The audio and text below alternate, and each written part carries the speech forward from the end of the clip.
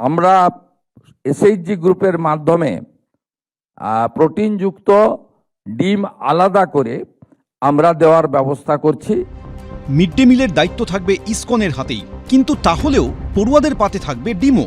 আলাদা করে তার ব্যবস্থা করবে রাজ্য সরকার। এত বছর ধরে মিড ডে মিলে যে ডিম দেওয়া হয় তা আর চালু থাকবে কিনা তা নিয়ে বিতর্কের মধ্যে বুধবার একথা জানালেন মুখ্যমন্ত্রী শুভেন্দু অধিকারী। ক্ষমতায় আসার পরই মিড ডে মিলের দায়িত্ব ইসকনকে দিয়েছে নতুন রাজ্য সরকার। কলকাতায় শুরু হয়েছে পাইলট প্রজেক্ট। জেলার অনেক স্কুলের দায়িত্ব ইসকনকেই দেওয়া হয়েছে।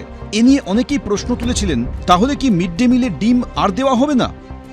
যে বাচ্চাদের মিড ডে মিল বন্ধ করে দিয়েছেন, ডিমটা প্রোটিন, কেউ নিরামিষ খেলে আমার কোনো আপত্তি নেই, কিন্তু গ্রামের বাচ্চারা মিড ডে মিলটার জন্য স্কুলে যায়।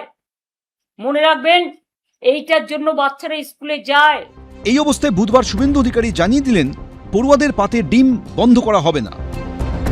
1 আগস্টেই পাইলট প্রজেক্ট হিসেবে কলকাতার একটি বড় অংশে ইসকনের দ্বারা মিড ডে মিল বিতরণ হবে এবং ইসকন সাত্ত্বিক শুদ্ধ প্রোটিনযুক্ত খাওয়ার পরিবেশন করবেন।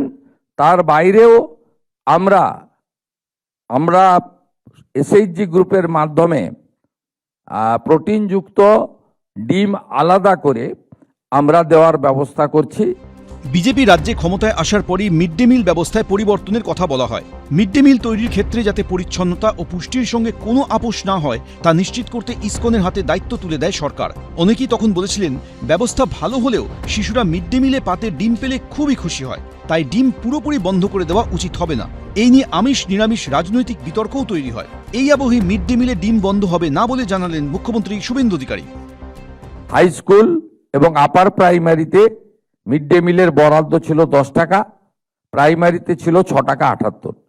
আমরা প্রাইমারির ক্ষেত্রে 10 টাকা করেছি, যাতে আমাদের এখানকার ছাত্রছাত্রী বা আগামী দিনের ভবিষ্যৎ তাদেরকে আমরা প্রোটিনযুক্ত সম্পূর্ণ আহার দিতে পারি। আগামী দিনে শিক্ষাক্ষেত্রে নিয়োগ সম্পূর্ণভাবে স্বচ্ছভাবে করা হবে বলে আশ্বাস দিয়েছেন মুখ্যমন্ত্রী শুভেন্দু অধিকারী। রুমা পালের রিপোর্ট, এবিপি আনন্দ, কলকাতা। এবার দার্জিলিংয়ে তৈরি হবে লেক কালীবাড়ির মন্দির। মঙ্গলবার লেক কালীবাড়িতে আসেন গোর্খা জন্মুক্তি মোর্চার প্রধান বিমল গুরুং এবং সাধারণ সম্পাদক রোশন গিরি। পুজো দেন তারা। প্রায় 8 বছর পর এদিন লেক কালীবাড়িতে এলেন গোর্খা জন্মুক্তি মোর্চার প্রধান। দার্জিলিংয়ের নাইটিঙ্গেল পার্কের কাছে লেক কালীবাড়ির মন্দির তৈরির বিষয়েও কথা হয়। পাহাড়ে একটা লেক কালীবাড়ির মতন ঠিক এইরকম মায়ের একটা মন্দির করার, তো সেইটে আমরা বহুবার গেছি ওখানে, এবং বিমলজির ইচ্ছাতেই এবং আমাদের অসম্ভব প্রয়াস এবং চেষ্টাতে আমরা নাইটিঙ্গেল পার্ক যেটা আছে দার্জিলিংয়ে, তার ভেতরে একটা অতি মনোরম জায়গা, ডান দিকে একদম হিমালয়কে পুরো মাত্রায় দেখা যায় যে কোনো অবস্থায়। এই জন্যে আজকে বিমলজি নিজে এসেছেন, উনি ভীষণভাবে আগ্রহ প্রকাশ করেছেন। আমাদের আশা যে ভবিষ্যতে এই মন্দির হবেই এবং খুব নিকট ভবিষ্যতে এই জিনিস হতে চাচ্ছে। বুধবার মুখ্যমন্ত্রীর সঙ্গে বৈঠক করবেন বিমল গুরুং এবং রোশন গিরি। সেখানে এই বিষয়ে কথা বলবেন বলে জানিয়েছেন মোর্চা প্রধান। মুখ্যমন্ত্রীর সঙ্গে সাক্ষাতের আগের দিনই লেক কালীবাড়িতে এসে পুজো দিলেন রোশন গিরি এবং বিমল গুরুং। সেই সঙ্গে তারা এটাও জানালেন যে পাহাড়ে লেক কালীবাড়ির মতো এই ধরনের একটি মূর্তি বসানোর উদ্যোগও তারা নিচ্ছেন। তার পাশাপাশি পাহাড়ের উন্নতিকল্পে এখন যেহেতু ডবল ইঞ্জিন সরকার রয়েছে, তাদের আলোচনাও হবে মুখ্যমন্ত্রীর সঙ্গে। हमारा साथ सीएम का साथ मुलाकात होगा, वो पहाड़ का विषय के लिए बात होगा।